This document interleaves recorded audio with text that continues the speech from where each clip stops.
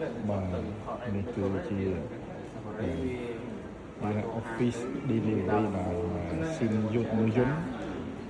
សម្រាប់ដឹកជញ្ជូនរបស់បរទៅកាន់ office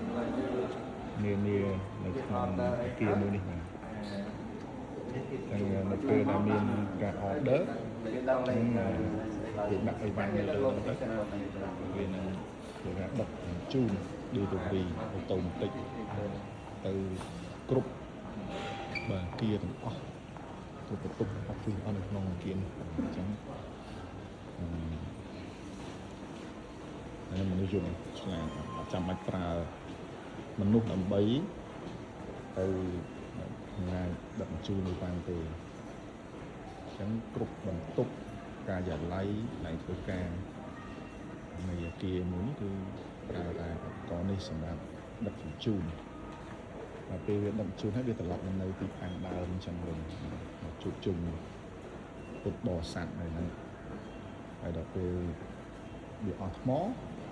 វាទៅរកកន្លែងវាចូលថ្មខ្លួនវាទៀតអញ្ចឹងនេះស្រួលមែនទែនទំនើបណាក៏ទៅហើយអាចទិញដើម្បីជួយរឹសបានជួយបងប្អូនកសិករឬក៏បាទសេវាបម្រើទឹកសុទ្ធអីបានហើយនេះស្នាស្រីសបាទស្រីសមុខនេះដូចគ្នាអញ្ចឹងហើយប្រហែលមេតែមើលបាននៅតែឯង4នេះកូនចៅបងប្អូនមើលអាច